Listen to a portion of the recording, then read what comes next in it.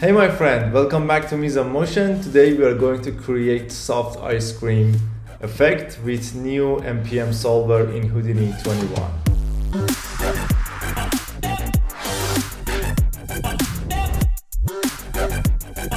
Now, to be honest, I wasn't really a fan of MPM solver because it was slow and it wasn't really that much responsive. But this new one in Houdini 21 is just crazy good. I mean, I don't have any kind of experience with MPM solver. This is almost my first project with it. I just had a blast working with MPM solver, and in some ways it was shocking for me how much accurate to reality this solver is. Now, before we dive into Houdini and create this effect together, I want to mention two things. One is that this tutorial, like the previous one, is for beginners. Now, this is me. I just changed my hairstyle. And what it means that if you have beginner knowledge of Houdini, you will be able to follow along. But if you have any kind of problem in the process of making this tutorial, that is number two. I have put the free HIP file for you. The link is in the description, so you can download it and you would have everything. So from start to render, it will be there. And just check this video before working with the HIP file in order to see what is where, and if you want to tweak anything, if you want to change colors, for example, you know where to find it. Now, there is another thing I want to mention. If you like our tutorials, please give us a thumbs up and subscribe so you won't miss our every week tutorial. Now let's dive into Houdini. Okay, so we are in Houdini, and these are all the nodes that are gonna give us these two ice cream effects. If I go back, you can see these are two effects that we are going to create. I'm gonna start with this chocolate one. Now, before diving in, I wanna mention that for this effect, everything is based on the emitter movement. So the simulation parameters are almost on default, but what we want to make sure that is perfect is the emitter animation and the shape. So I'm starting by creating a circle. I'm putting the divisions on 10, and then I'm creating a group by expression. So here I'm only choosing the points with an even number, and then I'm just shrinking those so I would have a star. Easy. And with some thickness modification, I'm gonna have something like this. Okay. So with the reverse, I'm reversing my normals, and then I'm putting into the center. So basically this is the shape of our emitter. Now we are going to move it. So for that, I'm going to create a spiral, as you can see. Now I want to move that base shape that we had along with this spiral. So it's coming up like this. I'm gonna use a curve node. This node will give us 1 point on the SP line, and the way to do that is to go over to here with this extract. We can get 1 point on the SP line. So as you can see, 1 point is following the path of the SP line that we created. Now we need to animate this value from 0 to 1. So it would go from start to finish like that. Now, I'm gonna tell you what these two nodes are a bit later, but before that, I'm creating this copy node, and I'm just putting that curve point as the destination point. So, as you can see, now our base shape is following the spline path. Like that. Now, you can play with these spiral parameters to get different kind of effects if you want. But I found that this spiral settings is the best to create that kind of soft ice cream effect. And don't worry if I'm not going over all these numbers. You can just download the HIP file. It's in the description. Go easy on yourself. You would have everything there. Okay, now what exactly these two nodes are doing? If we check the emitter animation, we can see as we get to the top, I wanted to stop emitting because already our ice cream is done.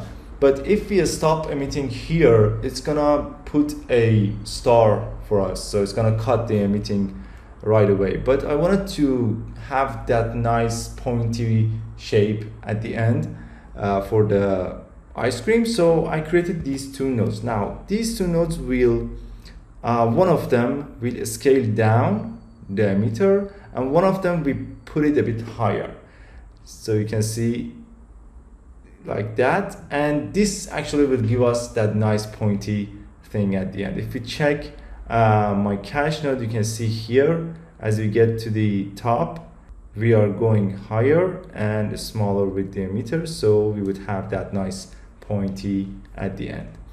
Alright, so our emitter animation is done, and then I'm doing a poly bevel to smooth the edges, and we are almost ready for the simulation. So I'm doing MPM source here. Also, I need to mention for the MPM source, I'm using this setting. So I'm putting the preset on honey, behavior on viscous, and these are the numbers that I'm using.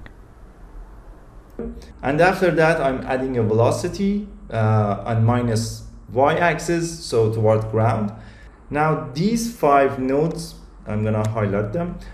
These 5 nodes are all for the color. So I'm gonna show you what's the process of creating that. So before the poly bevel, when we have this hard surface geometry, I'm choosing some edges of this shape, as you can see here, this outer part of the shape, and using a curve from edge, you can convert these edges to curve. Then I'm scattering some points on them and putting a color for it. Now this one is black, and the points that are coming out of MPM source, I'm putting those to white color. And then with the attribute transfer, as you can see, I'm just transferring the black color from those points on the edges to the MPM source points. Now, if you just plug this result to the MPM solver, you're gonna have the colors there as well. Now for the container, if you've changed the MPM animation, you're gonna need to tweak this size, but I didn't actually change anything. Oh, if you feel like this count of points is kind of heavy for your machine, just crank up this particle separation number, so you would have less points, but the price for that is that you're gonna have less details in your simulation. So after you cache this simulation, you're going to have something like this.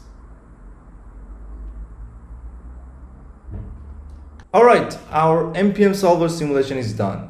Now we have a bunch of points that we need to convert them to mesh. For meshing part, you can also use this MPM surface, this node, but when I tried it, I wasn't really getting nice results. So I used my old school way of meshing the particles. So the way is that I'm just using a VDB from particles, and then I'm using a VDB reshape to close those particles together with this close option, and then I'm smoothing them out, and it's basically it. So this was giving me much nicer result than the MPM solver. So then after you convert these to mesh, you're gonna have something like this. Now you can also turn up this adaptivity to have less polygons, but I wanted to kind of have those because later on I'm transferring that color that we created earlier to this mesh. So if you have less polygons, it's gonna be kind of low quality color here. So we are also caching this mesh. Now this is the result. And that's it, our ice cream is ready to be rendered. I also want to check the color here. If you put ramp on attributes based on color, you can check if those edges are nice and smooth. And I put a null here so we can grab it in a stage. And for the other ice cream, I'm not gonna go over all the nodes and tell you how I made it because almost everything is the same. Only the emitter animation is changed. Now let me tell you a crazy thing about MPM solver on how accurate it is. I actually didn't know how to create this effect, and I watched a tutorial on how to serve ice cream.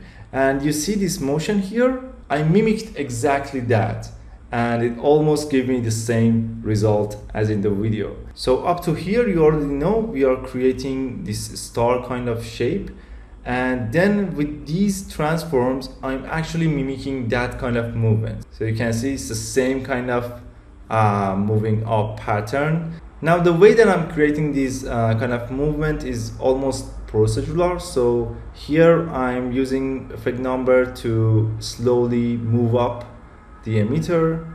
For this one, I'm using a sine expression to get this kind of effect. And this one is for a subtle and a slow kind of rotation to the left and right, so like this. And after we are done with this emitter, I'm actually doing something different.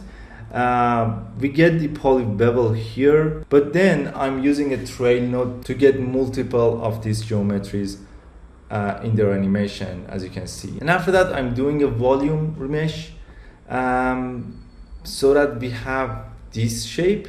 And why did I do this? Let me just turn off these so you can see what would happen if we don't.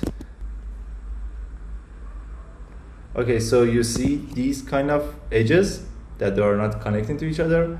Exactly for preventing this to happen, I'm converting this mesh to this.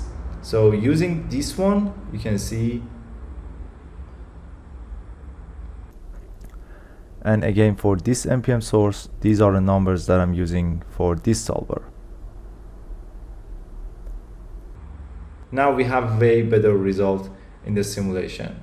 The coloring process is the same, and after you cache this simulation, you're gonna have something like this. For the meshing part, I'm doing the same thing, and this is the result of our second ice cream. Now for rendering, we're gonna go over to Stage tab.